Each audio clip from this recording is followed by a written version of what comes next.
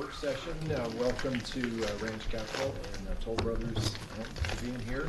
I'm Mayor Clint Folsom, and we'll go around in just a moment and do introductions just for planning purposes for tonight. This is a work session, which means we're just hearing a concept plan on a new development.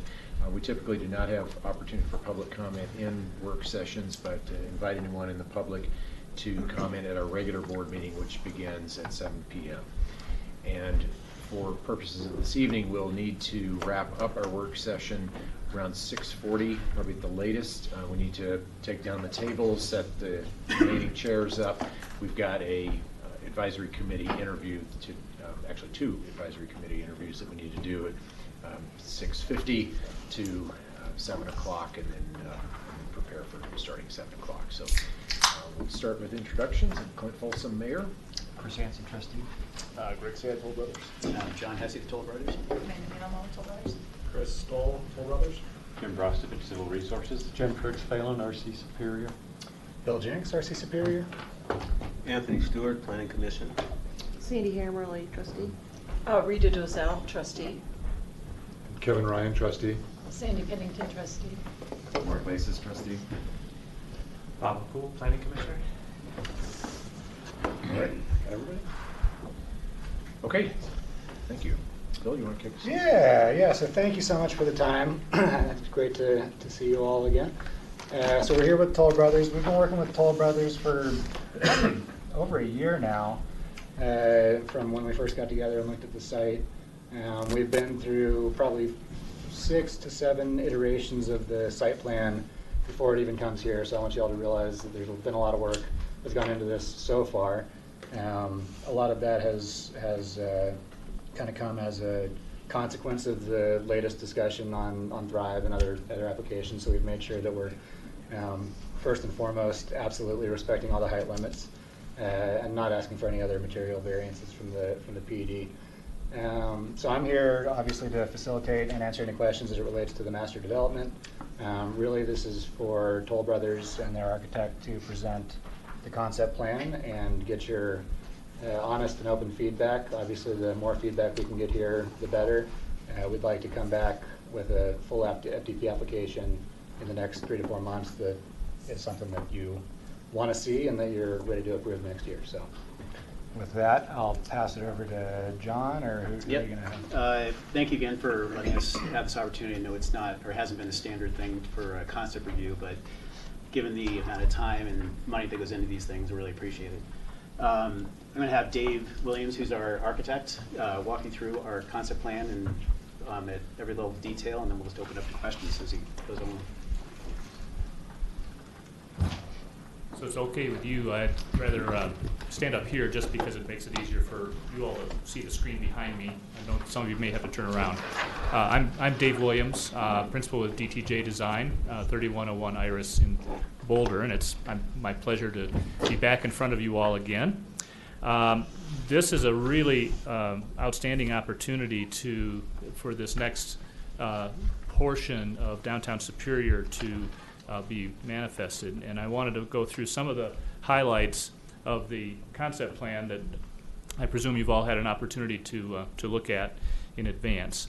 A couple of the key things in the terms of the land plan is the extension of Promenade Drive or Avenue C. Instead of coming all the way down to Tract H, as it currently shows in PDO 3, is now going to start going directly east-west in a different location, so that all of the development south of that roadway, that alignment, will all be single-family detached cottage homes. Then the extension of Superior Drive continues up through here and then connects back to Promenade Drive, which then continues on to Coal Creek into the Rock Creek subdivision. This blue line is the existing demarcation line between the 55-foot high height limitations area and the 32-foot high limitation area in the current amendment. There's also a view shed line here, which we will need to respect. And as we get into more detailed design and planning and grading and architectural design on those, we'll be able to analyze those to make sure that those are in compliance. So the area in this zone here, we are planning fee simple townhouses or row homes. In terms of concept, not too unlike what was developed by Wonderland Homes and Remington Homes, although we see the architectural character maybe being a little bit more transitional in nature.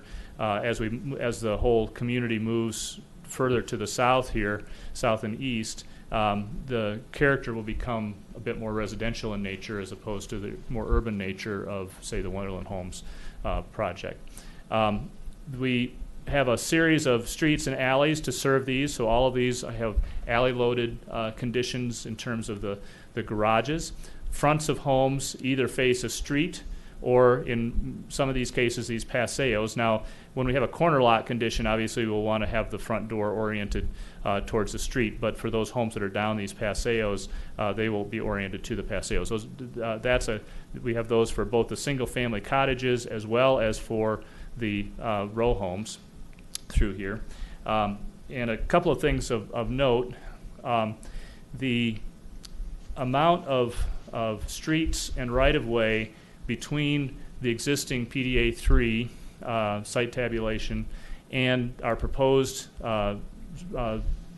plan is about the same. They're very similar in terms of the number of streets and amount of pavement. However, by the virtue of these paseos that occur in through here, as well as these central greens, is that we're able to get much more usable, walkable, and pedestrian-friendly kinds of open spaces in the neighborhood, so that as people come out of their homes, they can engage those open spaces.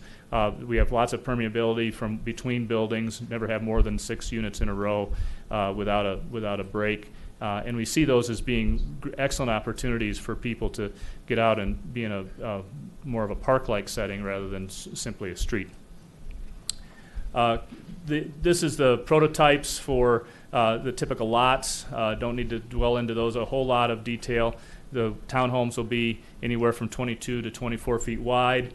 The different lot dimensions for the single-family homes is based on their position in the property.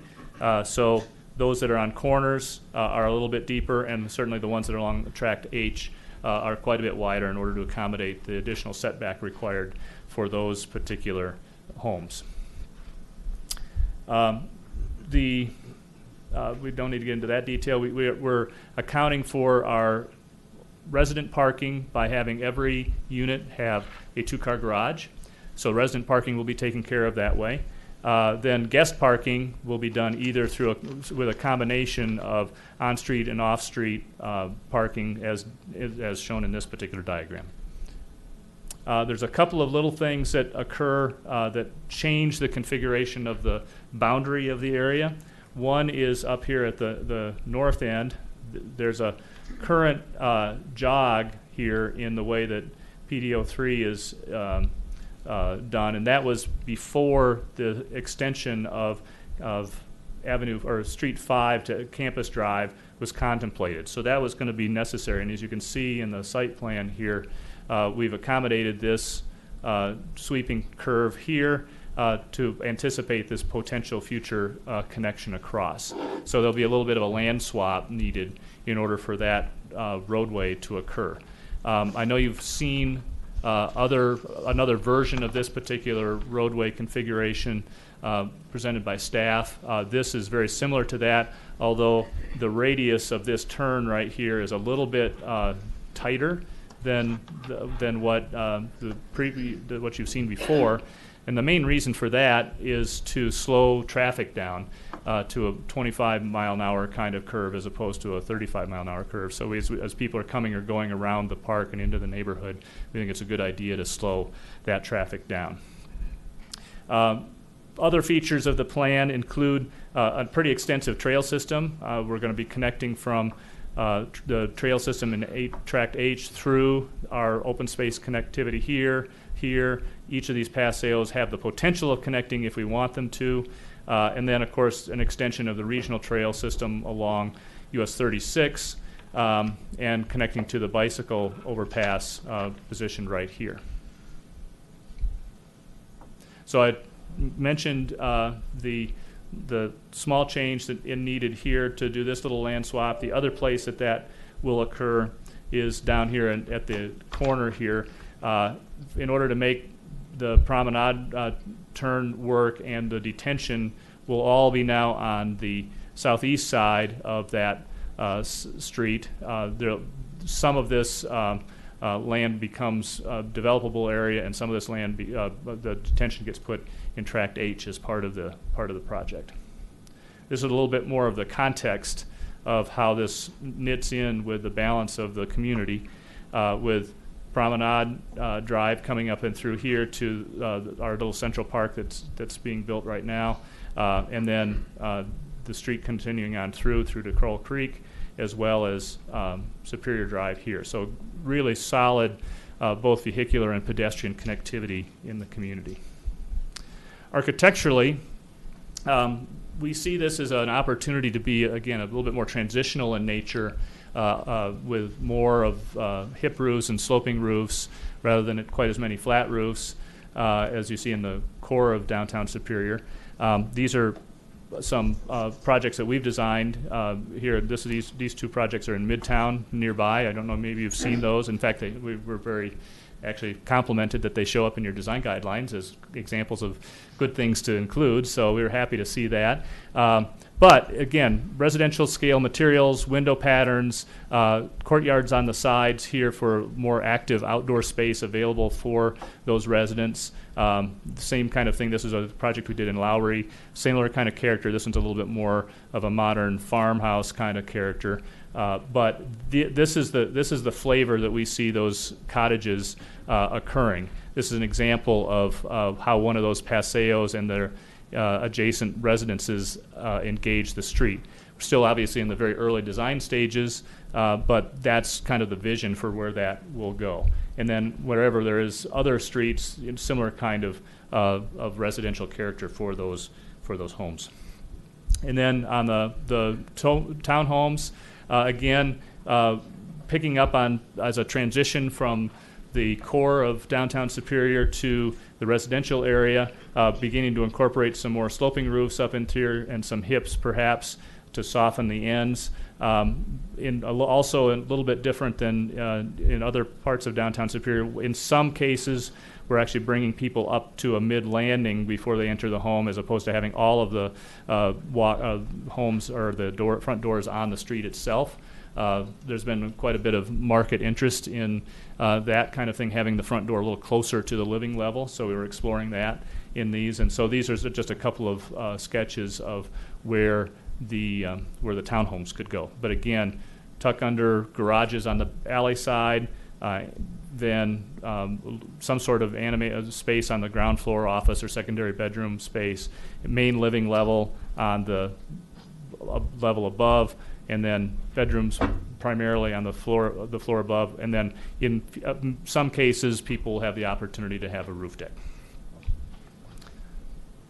And this is a little bit of a sketch of how these paseos might work. These are about 50 feet wide, so nearly the same width as a street, but all green instead, plus a 10-foot setback for their front yards and porches and stoops and so forth. And that would be true as the case for the townhomes as well. So I am ready to have any commentary, thoughts, ideas, questions that you may have about our concept plan. All right, thank you very much for that. I'd like to start with questions. I'll start. Bill, this is probably a question for you. Promenade Drive, the way it's configured here, how far up would you take that? How far? What? Sorry? How far would you take it? Was it just to the track H and that's where you would stop it? Or? Yeah, to this property down here, downtown Superior. Right here.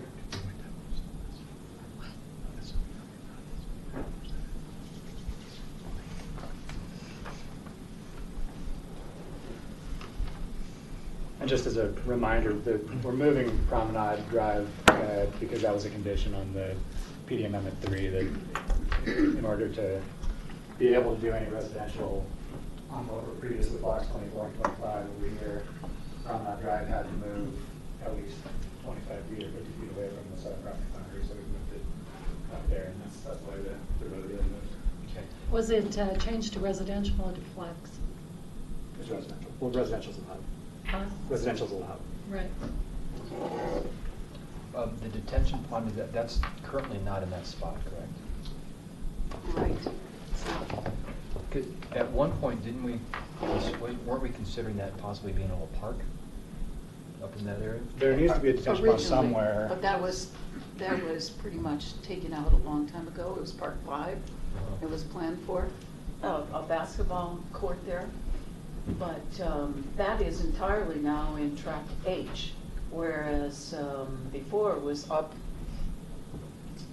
up in where you've got those 4 homes. It's right where the 4 homes are. So here it is over here, you can see it. So the detention pond is there, and or the pond, it's called Carlson Pond. And it is there. It's a little smaller than that area shows in actual size at the moment.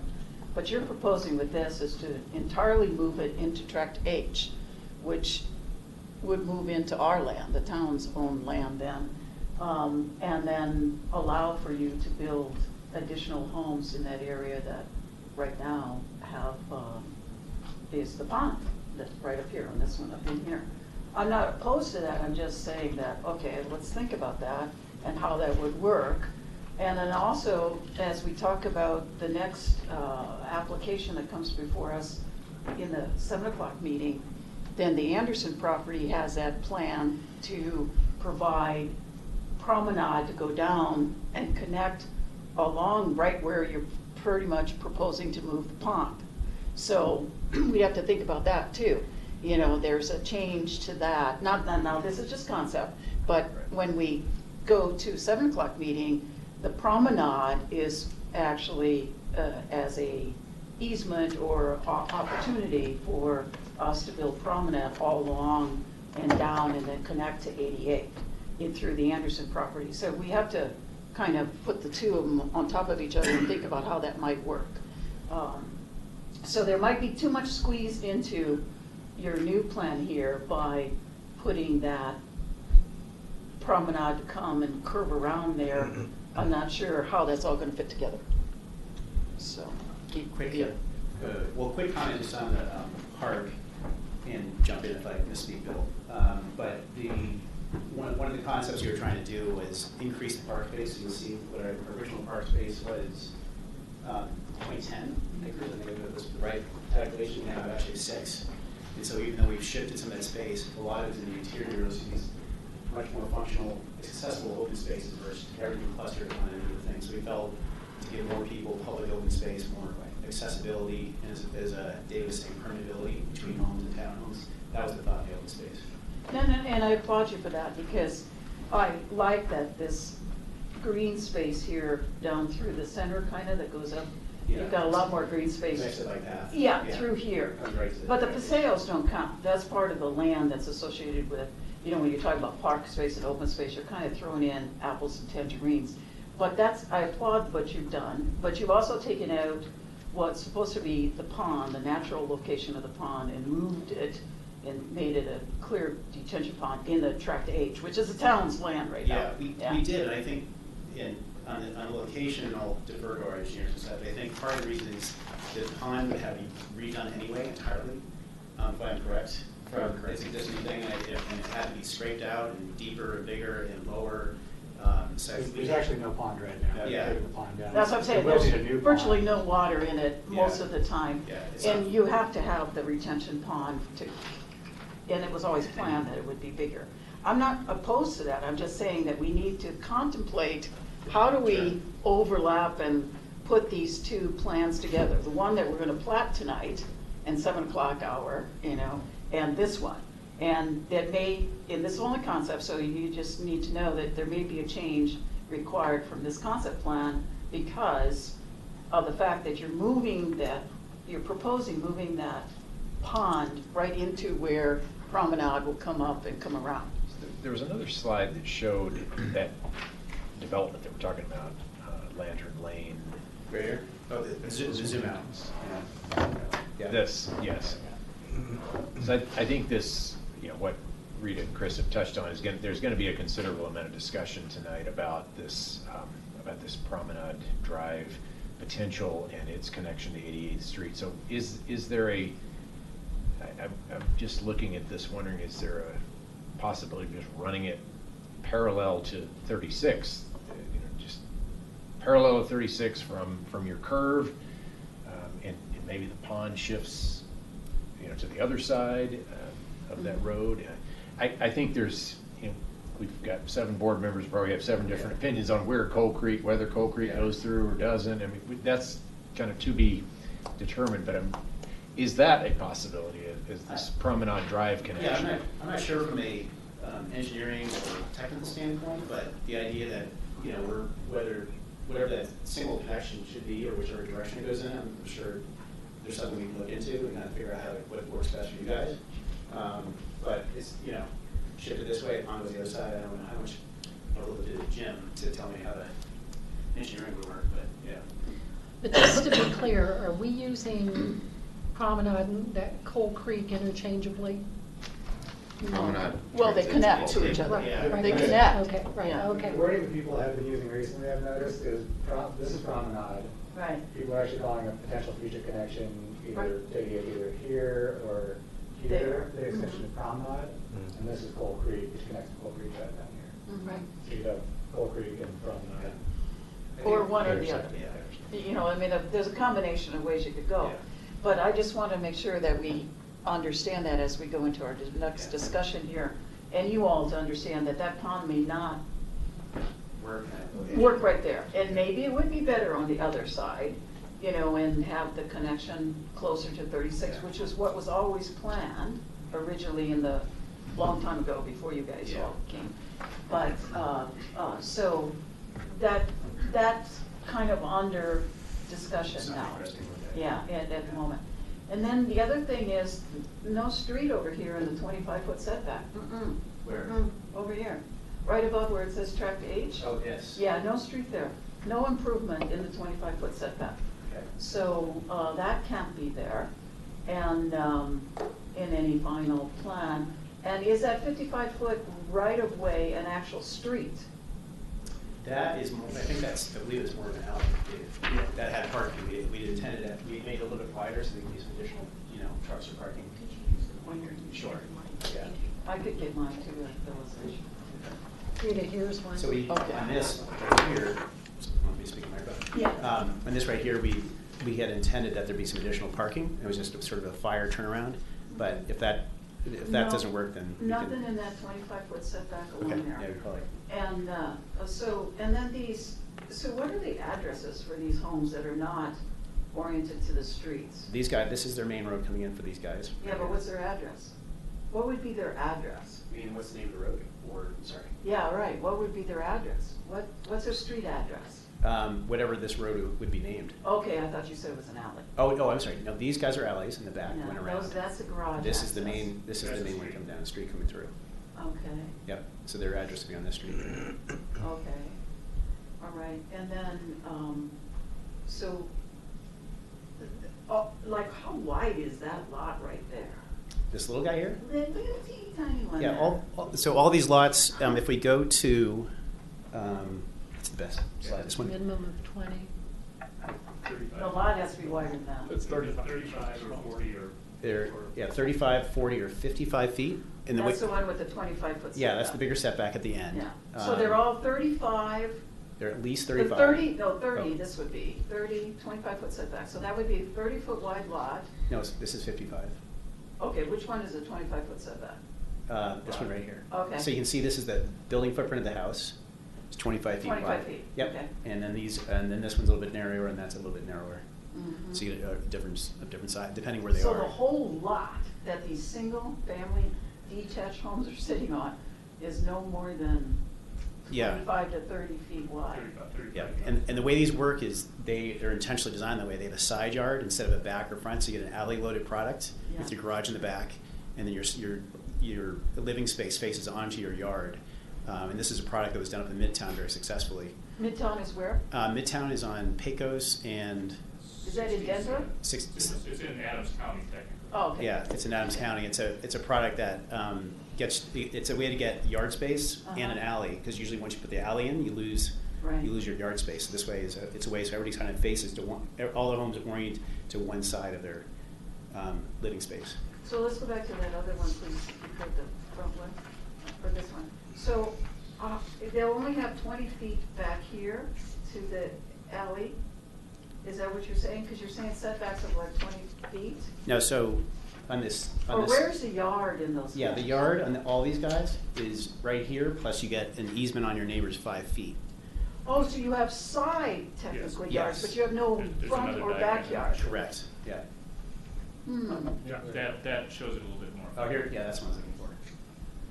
So, in this case, this person's renting, this is the first unit on the sidewalk, but their living space kind of pours out into here in a patio space, and it could be grass, it could be decks, trees, whatever.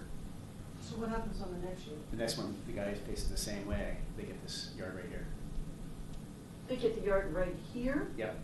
right It's just- there. it's just- not No, no, your- No, That's the the entire, 5 foot. that entire sort of lighter yellow space is basically their yard, and then their unit is right where that darker yellow space. Okay, yeah, that's what I'm saying. They have this. Yeah, uniform like They have this. that, plus whatever might be Notched in. carved out of the unit itself. I'd certainly encourage you to visit the Midtown project. They've got model homes open. Yeah, those You are can see all the what time. so We you can can see what Okay, that where are is. their front doors?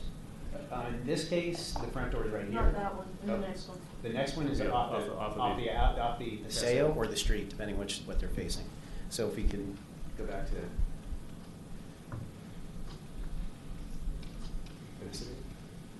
So in this case, the front door is off the street. In this case, like on a Paseo here, they're off a little sidewalk.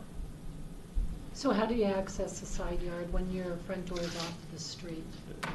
Do you have, Yeah, all these access? homes have like sliding glass doors or nano wall doors that open, so you have an indoor-outdoor kind of relationship from your living space into that side yard. So these would be sliding doors here.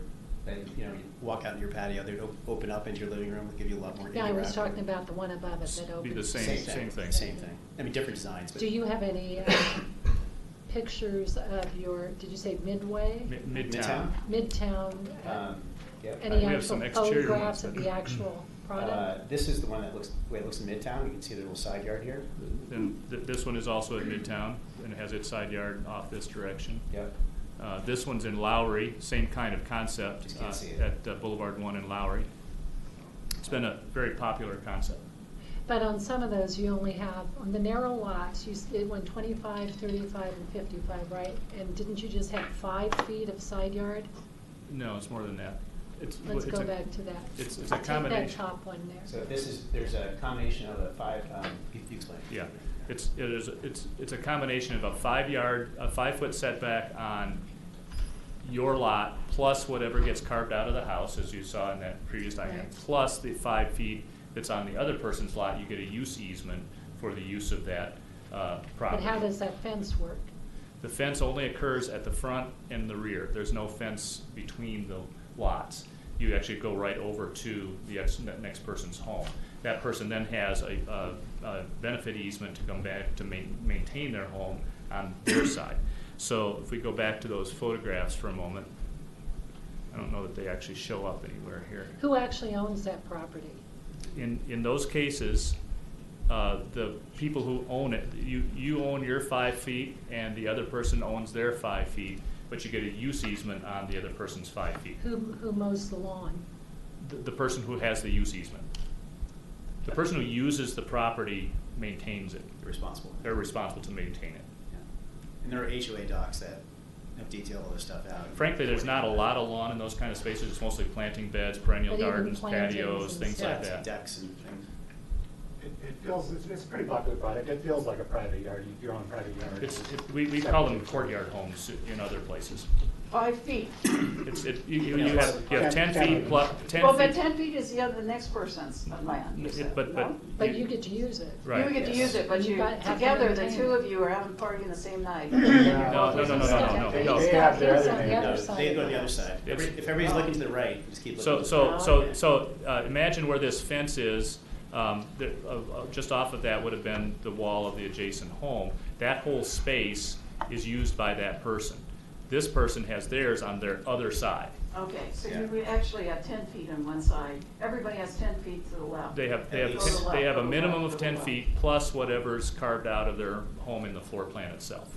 So if you saw in this, you can see how that building steps back in there. That becomes more outdoor room for that. So the use easement is just done to establish, to meet the setback requirements. Yeah, you're honoring setbacks and allowing. The there's a, I mean, it's important that if I ask a question, I'd like to. the setback, minimum setback is 5 feet. I That understand. is the legal required Right. setback. The uses, so you get 5 feet on both sides in terms of true setback. For outdoor usable space, you have the 10 feet plus whatever gets carved out of the home for use. And again, it's very difficult to describe in just pictures and verbal. I'd really encourage you to go out and see what they are like at Midtown and Right, but if understand you what it did looks not, like. let me just make sure I understand. So if you did not grant the use easement and you just were meeting the 5-foot setback requirements, the fence there would be an additional 5 feet on each lot. So the No, no? that you'd have basically two 5-foot strips that are gravel and not used. That's, yeah. I understand, right, to meet the setback. To meet You'd the have setback a requirements. 5-foot to meet the setback requirement. Right. Okay. So how often have you used this concept?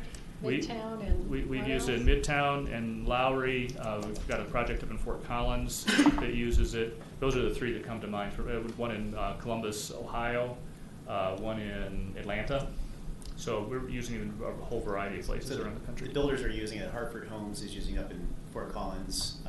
Brookfield Residential is the one doing it in Midtown. Mhm. This was Berkeley Homes in Lowry. Berkeley Homes in Lowry. So the variety of developers have adopted it. So, and I'll have a number of questions, and I know you're here to get feedback, and welcome, by the way, and thank you for looking at our town.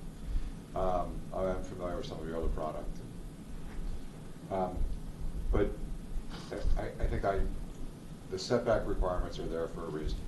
And it feels like in this plan, we heard from Bill that we're not looking for any variances, and I'm not suggesting it's a variance, but it is a use easement that would otherwise be a variance to eliminate that setback requirement. That's not really the case.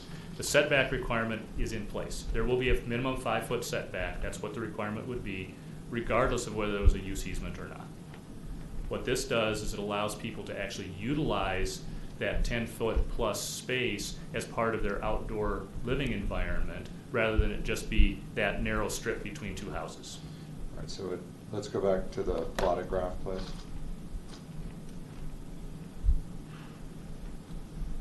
This one or the? No, that one's fine, this one's fine. So let's look in the lower right-hand corner, and let's assume that those homes are stacked next to each other. I understand that if you look at this one, lower right-hand corner, call that house number 1, you put another one, house number 2, directly to the right of it, that they are going to have a use easement to go right up to the house. Correct. Right, so that, by default, we've effectively eliminated the setback requirement for house number 1. And I recognize you're not gonna agree there, but that's, I'm not saying no, but it is, when we're saying we're not looking for any variances, technically that's not a variance? No, it's not a variance, because the other home is still 5 feet away from its property line. The setback is being honored. What we're doing is we're saying that the person who has that home 5 feet away is allowing the person next door to utilize that 5 feet for their outdoor space. That's a fair description. I'd say we're perhaps saying the same thing using different words. So. Yeah. I think he's just saying physically, we're meeting the setbacks. You're saying, from a use perspective, we're going on someone else's property in a way. Right. Yes. So how do you navigate issues let's say, if I'm planting plantings up to my neighbor's house, means I have to water those plantings, right? And I'm getting water right up to the foundation of that house. How do you navigate issues such as that? That's a great question, and that's part of the CC&Rs that are done for this, that there are limitations on what you're allowed to do within the first 3 feet adjacent to their foundation in terms of high water use plantings and things like Well, that. who maintains the slope away from the foundation, all that kind of stuff? Yeah, that's the responsibility of the person who has the use easement. Wow. How does the litigation work here when problems happen? Well, Who? I can't speak to that. In the projects we've been involved with so far, there hasn't been any litigation, so that I'm aware of. So I don't know how that would work. Yeah, we're very sensitive here in Superior to slope away from homes, water issues, et cetera, because of bentonite soils. Sure, of course. So, you know, warranties are what's the word? Don't exist. If you don't keep proper slope and you have water too close and you have plant material too close and all that kind of stuff. So we have weird situations here that when this comes back around, I hope you address those. Great. Because we can't get into issues where the actual foundations and whatnot are compromised by your neighbor, but you're gonna end up paying for the damage. I have another question. So I'm sure you became familiar with previous developments, and let's just talk about lower left-hand corner, alley-loaded townhouses. You talk about did you look at any alternatives that would have permitted an orientation to the street instead of orientation to an alley? And I recognize I didn't count them, but I know there are. So that's actually, I like this one. Yeah, this is a good slide. So I didn't count the homes, but I see now, I'm looking in the lower left-hand corner, I see that is a street in the middle. Right. Yeah. And so, right, but even that you've got a 55-foot street, not a 26-foot alley. There's an alley behind it. Yeah. The fronts of the units are to the street, and then their alley is on the back side that has the garage doors on it. Right, I'm talking about this here. Well, those are single-family homes. These are Okay, these are so single-family. so both for single-family homes as well as townhouses. This here is a street, correct? Yes. That's right. So these houses, they would orient to a street, these houses would orient to a street. These houses here, where's the front door on these houses? On Street 5. Okay. And these houses here? To the Paseo Park space. Okay. Sidewalk. So we've got 4 homes here where the front door would not orient to the street. 6. 6. Right. 4? 2 yellow Oh, ones. you're right, sorry, thank you. Mhm. So I didn't count all these, but I'd imagine 20 to 30% of this proposal has front doors that are oriented not to a street, but towards Correct. something. To the else. Paseo. Right. Yeah. So that's a sticky issue, became a sticky issue on the last development. Would like to have a dialogue about that for some Yeah. time, and whether or not alternatives were considered. We did, and we looked at what it would take to put more streets in and still get park space. In theory, all these paseos could be streets. I mean, effectively, there'd be a lot of more pavement and stuff. We said, looking at typologies around the state and other states where homes do face on paseos, we made the conscious decision before hearing about other developments going through this committee to have these things lined toward the paseos, because adds an element of livability and market demand that people like, walking out to their home with their little dog and walking the paseo, walk out further in open space. So we did look at both ways. This, of course, got a different kind of living context, some streets, some paseos. And I think that was really part of the, how do you do this? You just don't have street, and it's just not a cement wasteland that people are just driving around on.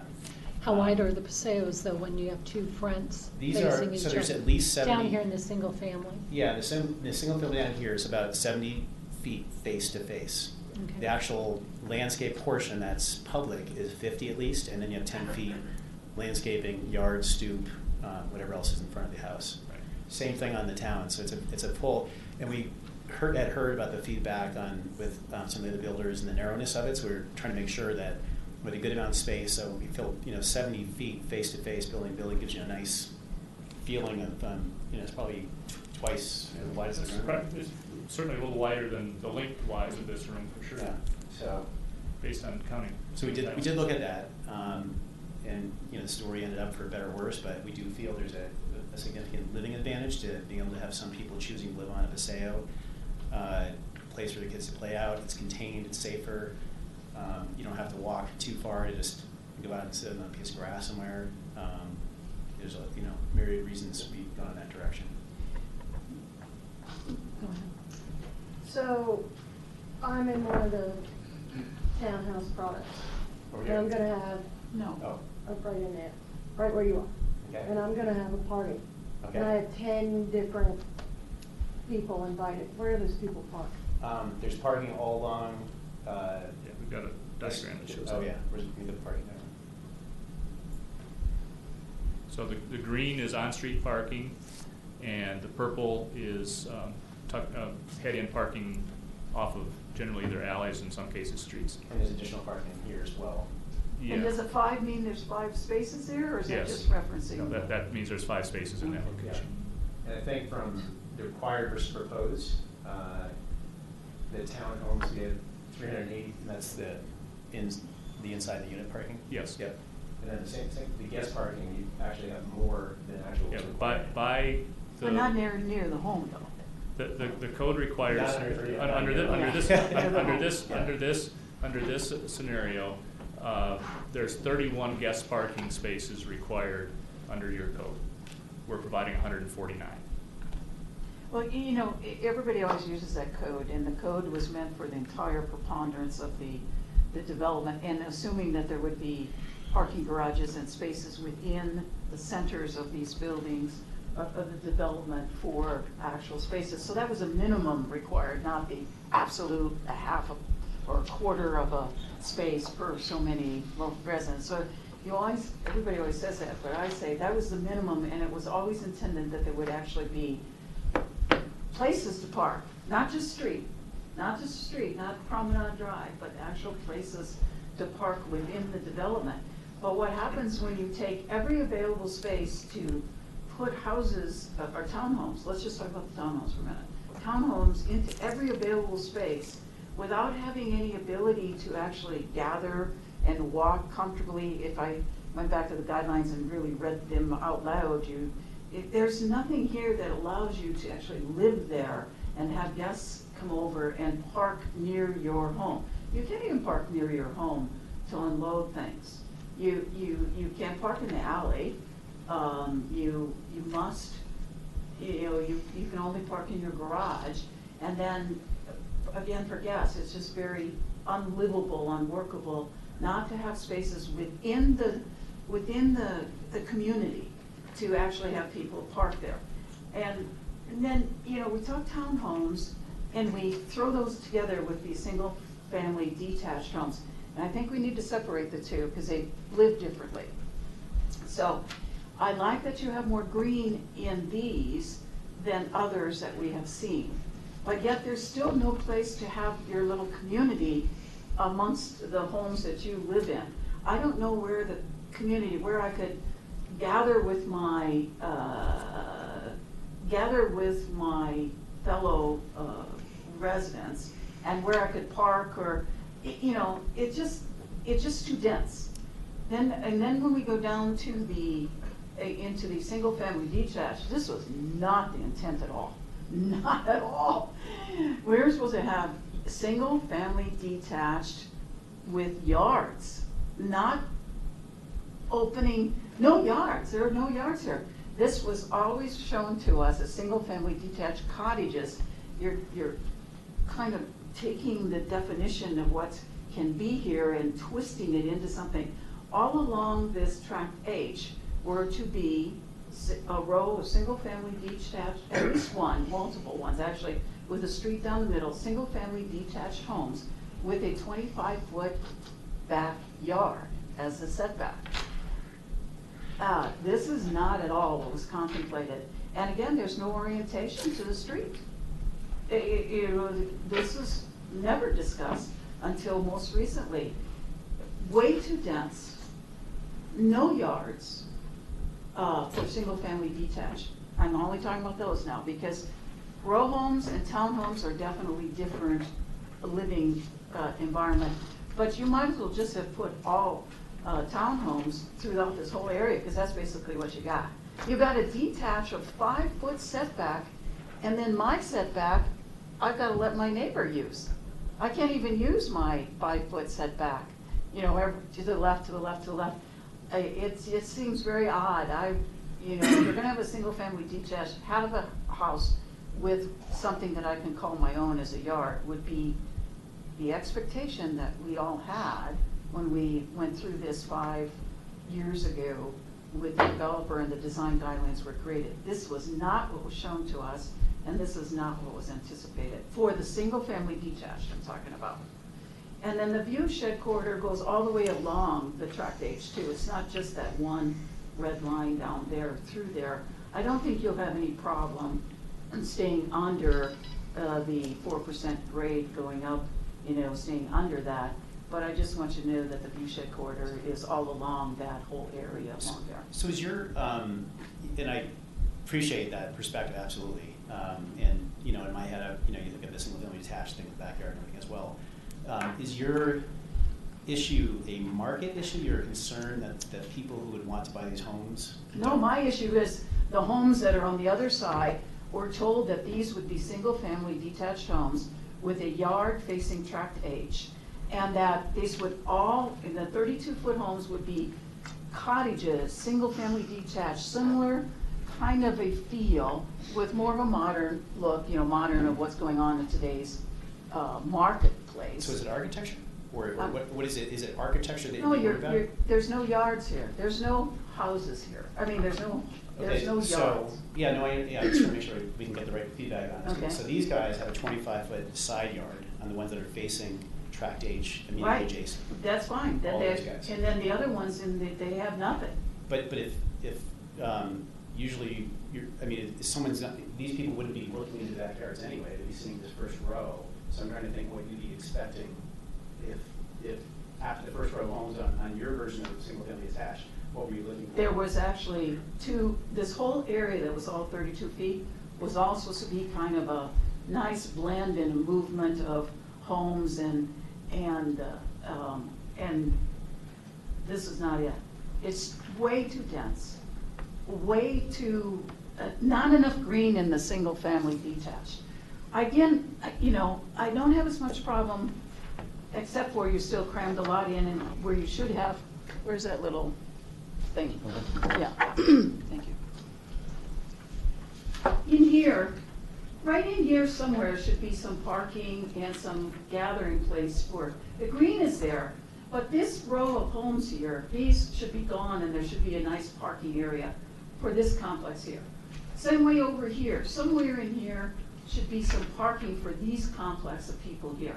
Someplace where I can come and say, this is my center of my neighborhood. Over here, the same way.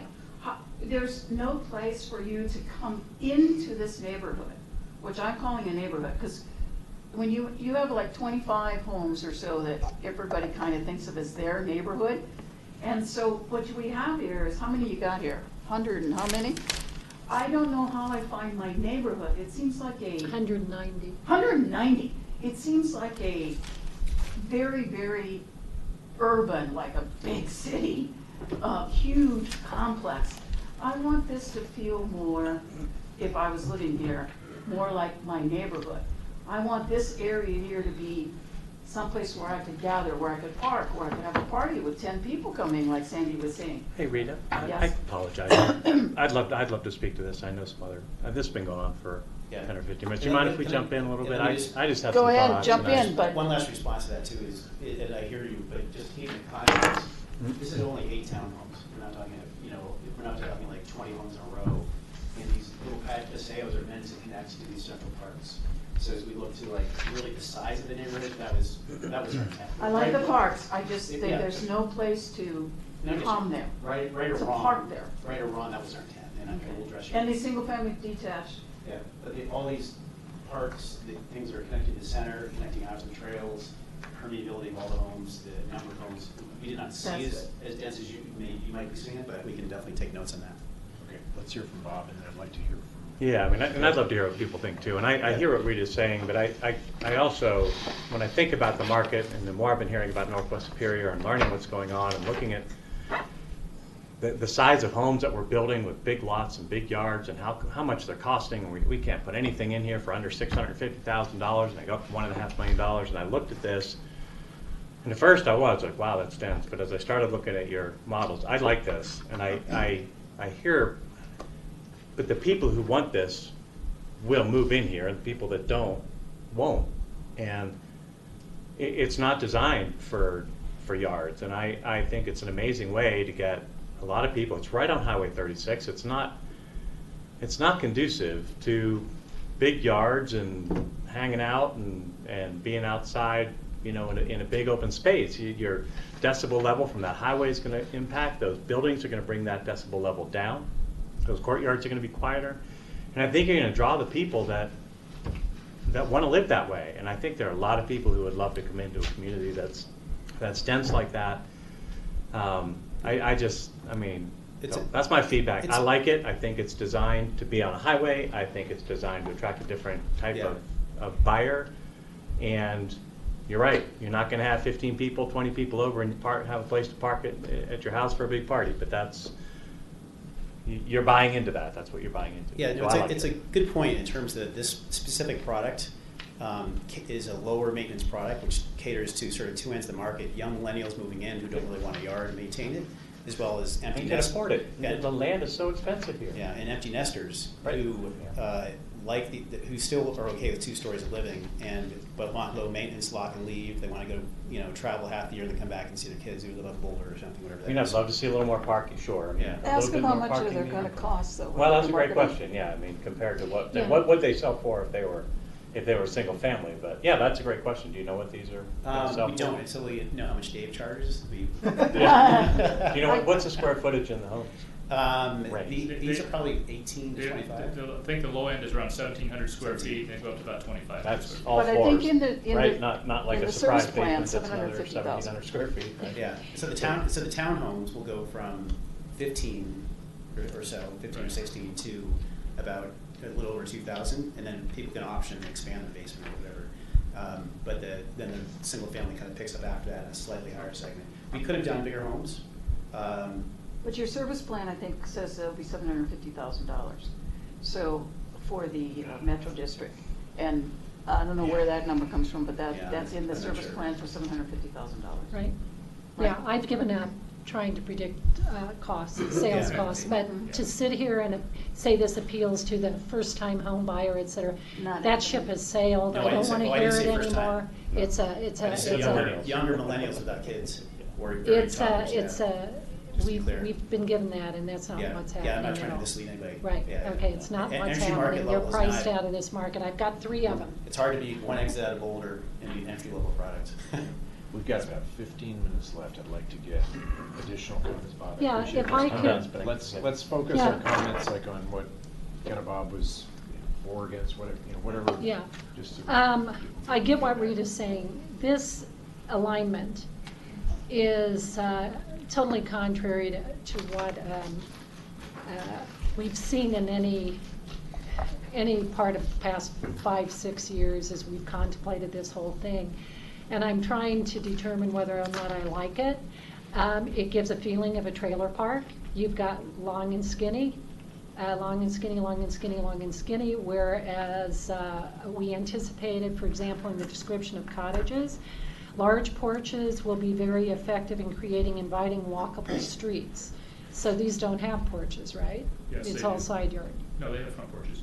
They have front porches as well as side yards? Yes. Okay, that's good to know. How, 2 stories down here?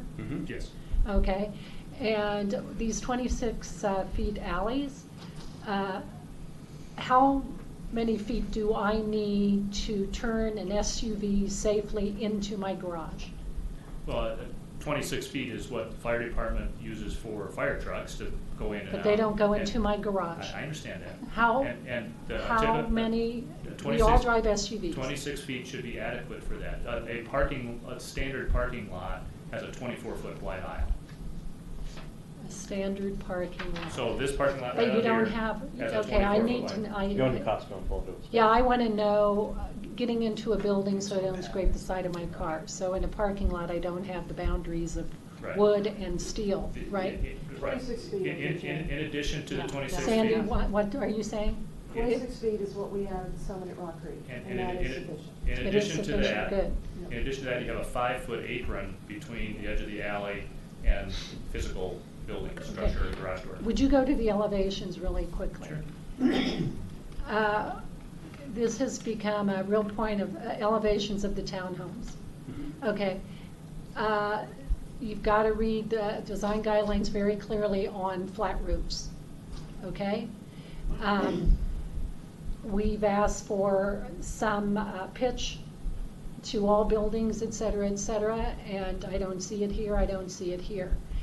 So I'd suggest you talk to staff, you read the design guidelines, and you take that requirement seriously. Here you've added some interesting detail with some pitch to the roofs, so just don't want you to come back and sort of unwittingly get, Sure. get yourself in a situation. Okay. Thank you. While we're on this, can I ask 2 questions? The garages that are in the upper left-hand corner, are those side-by-side garages, or are they?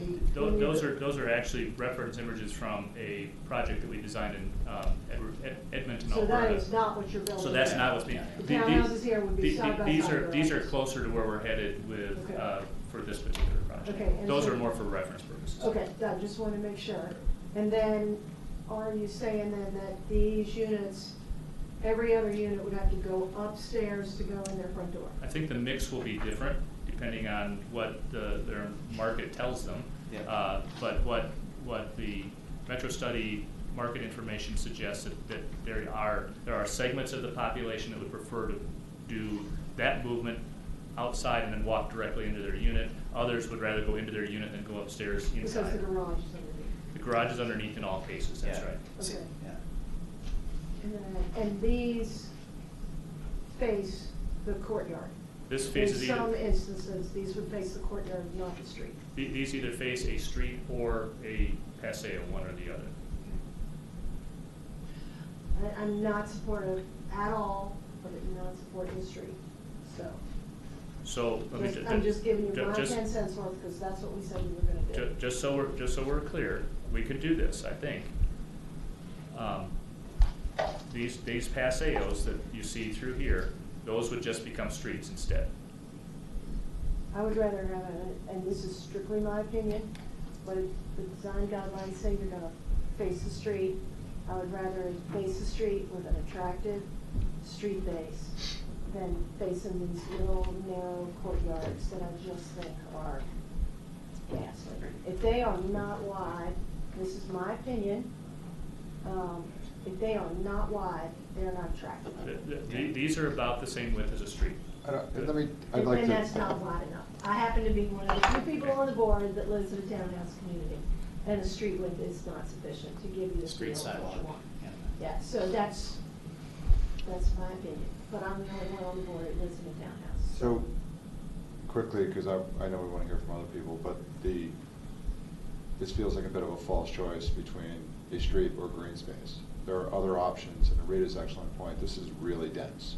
And so this is, we welcome you, and hopefully the feedback is well received, but, given a choice between concrete and grass, of course I would prefer grass over concrete, but I also am with Sandy in that there was a tremendous amount of really thoughtful work that went into the planning guidelines, and orientation to the street is important, particularly as we get into this transitional area. So, Can you help us just understand whether a home faces a street, and I understand the aesthetic of that. Right. Or if a townhome faces in a courtyard, which the market has in Stapleton and many places has supported. If there's a mixture of that, all street versus all Paseo, obviously those are two extremes in the bookends of it. What is it between the two at some point where So for me, I'll tell you that I'm somewhere between, I'll just tell you where I am, and it would be a variance for me. If it is a aesthetically appealing design, then I personally would be supportive of that variance where it was not necessarily a front door that oriented to the street. I can't speak for the other board members, because I agree, if that's what the consumer wants, and we could build it like that, but this has way too many homes that are oriented towards, that are not oriented towards the street. And so my personal feedback, this is, and I don't know what the magic number is, but let's assume it's 30% here. Yeah. It's certainly, if there were a couple because it was tucked on a corner and you couldn't get the road down there without having a safe turnaround, and it's an alley loaded, then it's, okay, you gotta do what you gotta do. So it's mostly, to make sure I understand it, so it's mostly the interpretation of the way the code was written, the intent, but in your head, there may be a solution with a courtyard not this intense, or is it, or? From my perspective, you haven't heard from everybody, but yes, intensity is a good word. Yeah, I mean, if we came back and it was less courtyard and more street, but they're still courtyards. So I know, is that, sure. Is that for all? So I know. I wanted to make sure we get it right. No, right interpretation here. It's hard to know. I'm open to the courtyard if I feel like it is a significant design improvement over what I'm going to see on the street. Okay. But, Right. but obviously, right now, we don't really know because we haven't seen a lot. But unless it is particularly cool, like I happen to have particularly cool in front of my townhouse, but not everybody in my community does, and I want to make sure that that doesn't happen again. So one thing we can do, maybe this is where we have to do some studies and sketches and make sure it's very clear as to what we're proposing as part of this. What that space feels like, what the width feels like, pedestrian height, shadows, all that kind of stuff. We think would really help you guys. And I think, now we can't force you to go up to Midtown, but I think sketches and some things we can do. Certainly that one, that's a pretty good model for the single family portion. Yeah. I would need to think about a local example of the townhomes that would be similar. I can't think of one. Yeah, I mean, Stapleton has some courtyard things that are about 40 foot wide, around a little, just like a mini park, and we've driven through there. It's probably the same width, but with townhomes and maybe wider, actually. So we'll come back to you with that. I'll give my perspective, and then I'd like to hear from Mark and Chris if you'd like to have additional.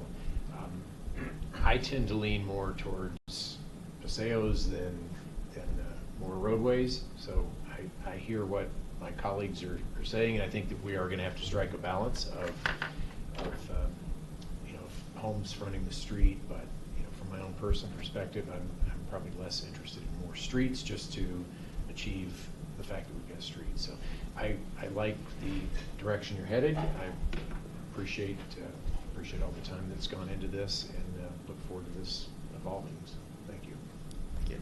Just quickly, we've heard this several times referred to as transitional, kind of a product and project.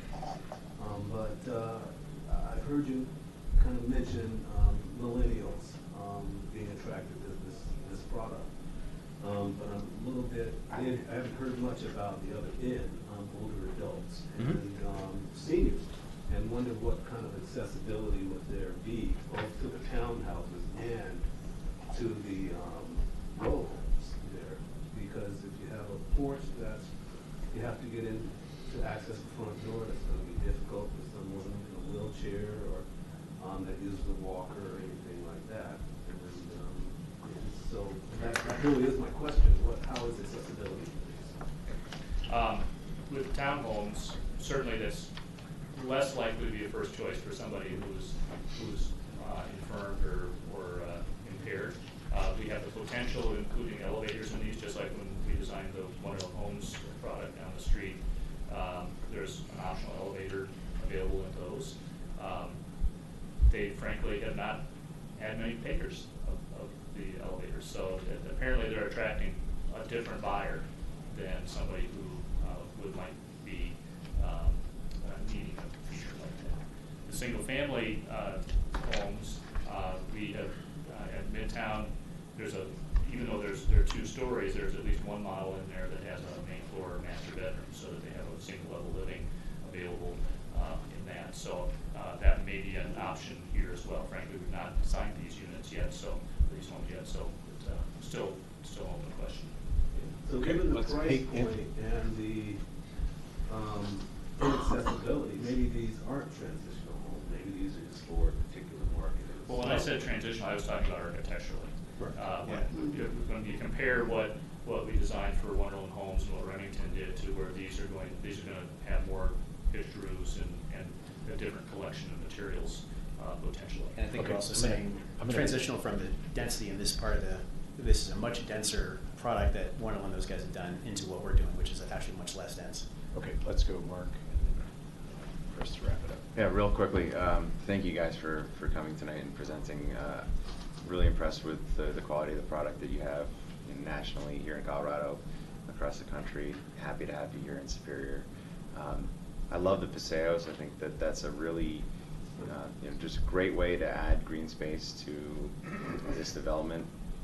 I'm not a strict constructionist when it comes to looking at the design guidelines, and if we have front-facing homes and if they need to front a road, and if that means that in order to fit the homes in a parcel of land, and that means we're going to have more roads, I'm certainly open to improvements on the guidelines. And if we have a presentation here that seems to be an improvement over what was contemplated back in 2013, I think we should consider it strongly. I like I think the alley loading, because of that, I think is not something that really concerns me. I think the idea of opening out into a courtyard is really nice. I think you're going to get more green space this way with these paseos, with these alley loadings than you otherwise would. And then in terms of one of the comments that Kevin brought up about the easements on the side, I think that's really a creative way to get usable space. Because you could just build single-family homes with 5-foot setbacks on each side that you can't really have any outdoor space to use. And here you've come up with a way to actually have a usable 10-foot yard with these use easements, and then stack them in a way that I think works. I really like the design that you have in Midtown. I'm going to go check it out myself. So I look forward to seeing a proposal. So thank you. Thank you. Chris? I'll be even quicker than that. So my first thought when I looked at this was it was very dense, and I was thinking more along the lines of what Rita was saying, but I agree with Bob McCool 100% that this product will attract people who like this type of structure. So I don't have an issue with it. But what I don't really like is on page 13, the lower left corner. It's really plain, it's blocky. No, the other on the left. Oh, sorry.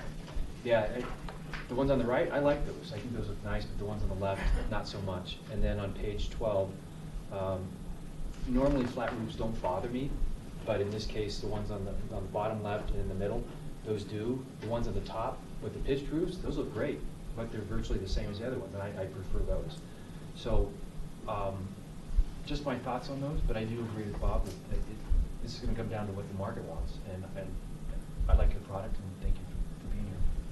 All right. We do have to wrap up, so thank you very much Thanks. for Thanks for your your time. presentation. Thank you. Hope this Thank was you. useful. Appreciate it. Thank you.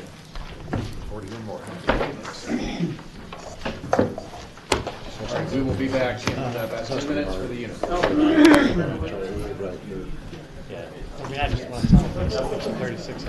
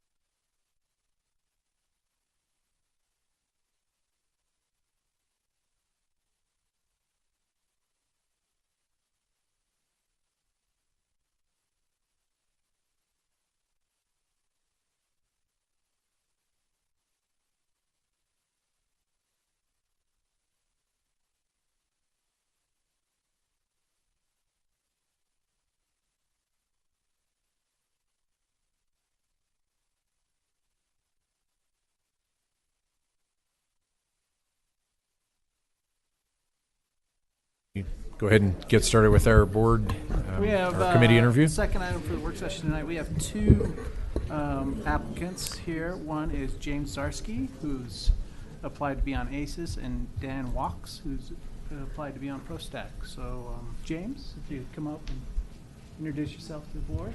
Thanks.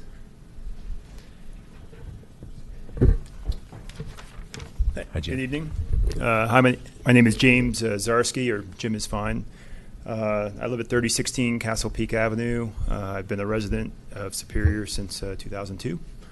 And I recently applied to be on the advisory committee for environmental sustainability. So, Great. Thank you. We appreciate your interest. Yeah, no problem. Questions from the board?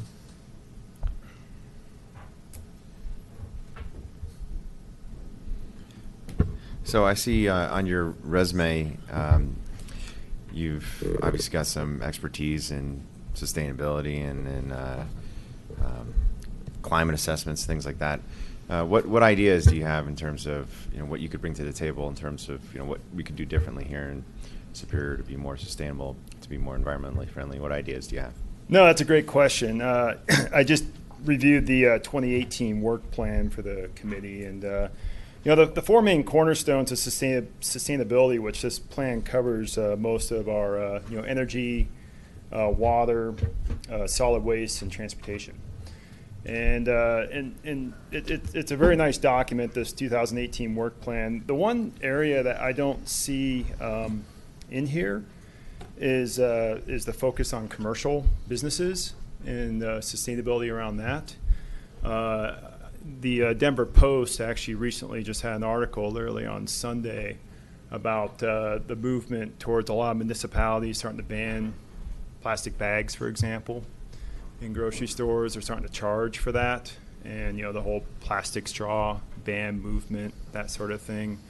And some of these bans, maybe it's not so much a ban, but they start charging a fee for these sorts of products if you decide to go that route. One idea I had is that could become a source of revenue to fund actions for this committee and try and put money back into the community for sustainability, education, training, handouts, things like that. But of all the things I saw on here, that was one thing that I did not see. And but otherwise, everything else is pretty good. So that was just an example. But I have other ideas as well. But I know my time is limited. Thank you. Okay. Yeah. Just, have you been to any of the meetings, the ACES meetings in the past, and are you aware of the time frame that they take place, 5:30 to 7:30? Yes. On the Thursdays, and that's not a problem at 5:30. It's a little earlier than some of the other advisory committees. No, I am. I have not been to their actual committee meetings, but I am aware of the time. Yeah. Okay. Great. Thanks. Okay. Anything further? Well, James, we appreciate your interest in the committee, and we'll be acting on this soon. One final question that I have to ask all of our applicants is potential of conflict of interest. Do you have a side business in sustainability or something that might potentially be a conflict for you? No, that's a great question. I've been working for a company called Nexent for the last 12 years, and our primary clientele are utilities. We do work for folks like Xcel Energy, Platte River Power Authority, to name a few, and typically municipalities like Town of Superior are not our target audience, our target clients, I should say, for work. So no, I don't see a conflict of this sort of thing. Okay, great. Thank you very much. Okay, great. All right, our next applicant is Dan. Okay. Dan, welcome. If you want to start with a quick introduction of yourself. Sure. My name is Dan Walkus. I live at 2345 Andrew Drive. Been a resident of Superior for 11 years now. And I'm applying for the ProStack committee. Great. Thank you. We appreciate your interest. Questions from the board? Can you tell us a little bit about what about ProStack drew your attention and why you're applying? Sure. I definitely enjoy the trails, especially in town. And I think the other big draw for me is kind of all the communication that's going on right now around the rec center and the community center combination building. And so I attended First Fridays earlier this month, and I talked with Trustee Hammerly about the survey from 2014 and the resident feedback about having potential for partnerships. And in the conversations, it just was kind of apparent to me that there was probably some more work that could be done there. So part of my question was, how could I help make that happen? Because I don't really want to just be screaming from the sidelines. I'd like to volunteer my time to try to make some of this stuff happen. So that's one example of a place where I think maybe I can try to help. And then other places, I think, in terms of just general community engagement or getting word out about the type of stuff that's going through. I'd like to try to improve that. What do you think is the biggest need in terms of amenities for a town right now? That's a good question. If you ask me personally, I really don't see a ton of needs. Myself, I'm very happy with the facilities that we have here and with the trails and the what we've got in town today. So for me, the driving impact, I think, would be more of what does the community as a whole want. And so trying to understand what that is and trying to put data behind it, if I can, to make some decisions based on that. Okay, others? All right, Dan, we appreciate your time. One final question that I ask all the applicants is about conflict of interest, any side businesses in the parks business? I mean, the only thing is I have a house on Andrew Drive, so I back to the Town 15 lot. So, any discussions about that, I think I could be impartial, but I'd be happy to sit out of votes related to that. Okay. Thanks. Right. Thank you for your interest. All right, we are 5 minutes left here in the work session, so we'll adjourn the work session and be back here at 7 o'clock to start the regular meeting.